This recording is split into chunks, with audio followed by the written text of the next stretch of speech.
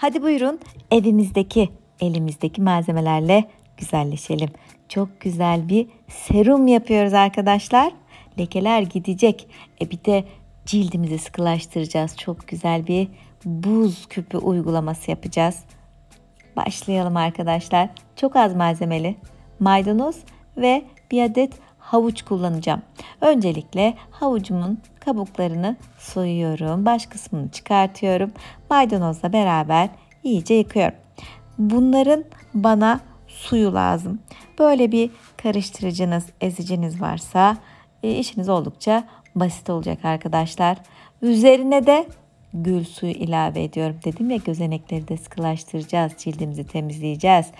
3 yemek kaşığı dolusu da gül suyundan havuç ve maydanozun üzerine ilave ediyorum. Bunu şimdi iyice çırpıyorum. Bana o öz suyu lazım. İşte bu şekilde bunu elde ettim arkadaşlar. 2 malzemeyle güzel bir tarife başladım. Şimdi benim çok sevdiğim ve çok fayda gördüğüm ürünlerden biri. Aloe vera bitkisi geldi arkadaşlar. Eğer varsa evinizde böyle bitkisinden kullanın. Köke çok yakın yerden kesmeyin. Çünkü bitki kendini iyileştirip tekrardan büyüyecek. Dik bir şekilde bir bardağa koyuyorum. Bardağın dibine de biraz su koyduğumda bakıyorum ki o sarı sıvı, fazla lateks, alerji oluşturma olasılığı olan kısım daha rahat bir şekilde kendini bırakıyor. Yarım saat beklettikten sonra o sarı sıvıyı akıttım, bir güzel yıkadım. Artık aloe vera jelim herhangi bir yan etki yapmadan kullanıma oldukça uygun arkadaşlar. Yan kısımları, o dikenli yan kısımları çıkarttıktan sonra ortadan ikiye kesiyorum ve aloe vera jelimi her zaman olduğu gibi, çok güzel görünmüyor mu?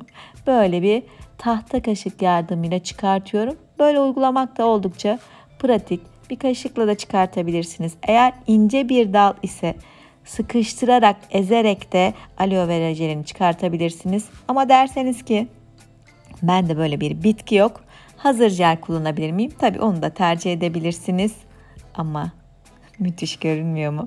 Çok güzel arkadaşlar, çok faydalı. O yüzden istiyorum ki herkesin evinde şu güzel bitkiden olsun. Az önce karıştırdığım maydanoz ve havuç gül suyu karışımının üzerine aloe vera jelini de ekledim.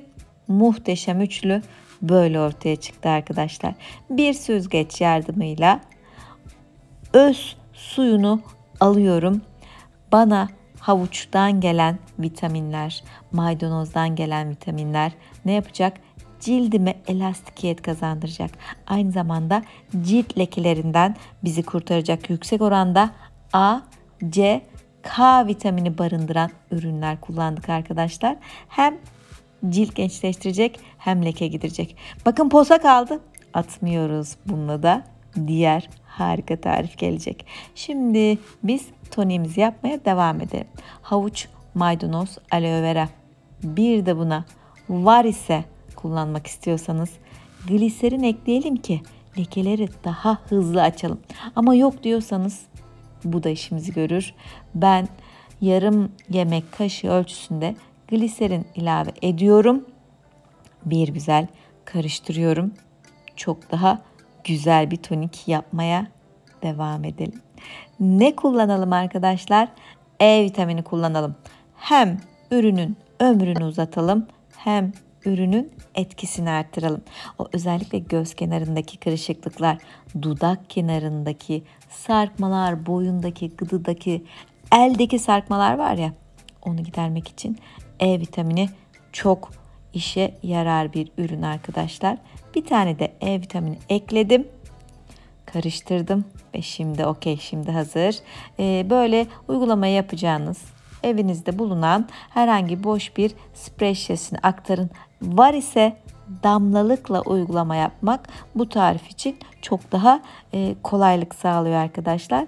Böyle bir damlalıkla uygulama yapabilirsiniz. Yok ise ağzını kapatır. Her kullanım öncesi çok iyi bir şekilde çalkalarsınız. Sonra bir güzel elinize, yüzünüze bunu sürersiniz arkadaşlar. Bu şekilde hemen ellerime sürüyorum. Ve emilim de oldukça güzel. Tabii ki ciltte böyle bir renk bırakmıyor arkadaşlar.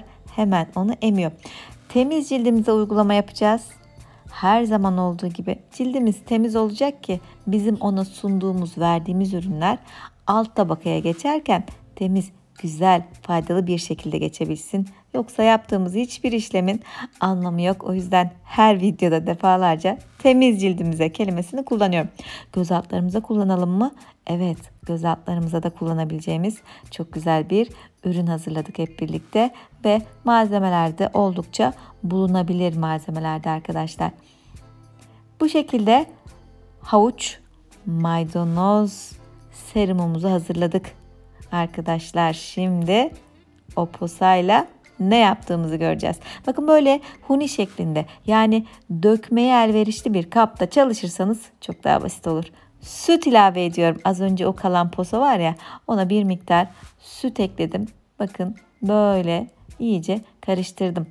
Gül suyu ilave ediyorum. Harika buz küpleri hazırlıyoruz arkadaşlar. İkinci tarifimizde o sıkılaştırıcı buz küpleri.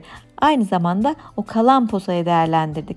Buz kalıplarına hazırladığım maydanoz, havuç, gül suyu karışımını süt ilave ettikten sonra böyle döküyorum. Bunu günlerce kullanacağız.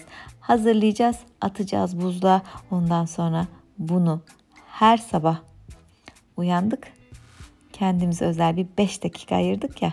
Bununla hızlıca cildimize uygulama yapacağız. O kadar hızlı etki göreceksiniz ki cildiniz çok daha pürüzsüz, lekesiz ve gözenekleriniz çok daha sıkı olacak. Çünkü biz akşam toniğimizi uyguladık. Sabah uyandık, hemen bu buz küplerimizi yaptık. Bu arada buz uygulaması cilde eğer böyle sade sudan oluşan bir uygulamaysa cilt yanığı bile oluşturabilir. İyi değil. Ama süt ile yaptığınız buz küpleri o kadar hızlı eriyor ki birkaç dakika içerisinde o tüm bir buz küpünün eridiğini göreceksiniz. O yüzden böyle hızlı, seri hareketlerle bir kalıbı her sabah uyguluyorsunuz arkadaşlar. Ne yaptık? Maydanoz, havuç serumu üzerinde bir güzel o sıkılaştırıcı küplerden hazırladık. Hızlı bir şekilde, güzel bir şekilde, doğal bir şekilde kendi kendimize misler gibi güzelleştik. Gözaltı lekelerinden, yüzümüzdeki güneş lekelerinden, kırışıklıklardan, solgun görüntüden bu şekilde kurtulduk. Umarım siz de kullanır, fayda görürsünüz. Kendinize çok iyi bakın. Hoşçakalın. Hello my friends, it's me again. Firstly, use this carrot and parsley serum at night, and when you get up, wash your face with these ice cubes and get better skin. Hope you try and get good results. Bye bye.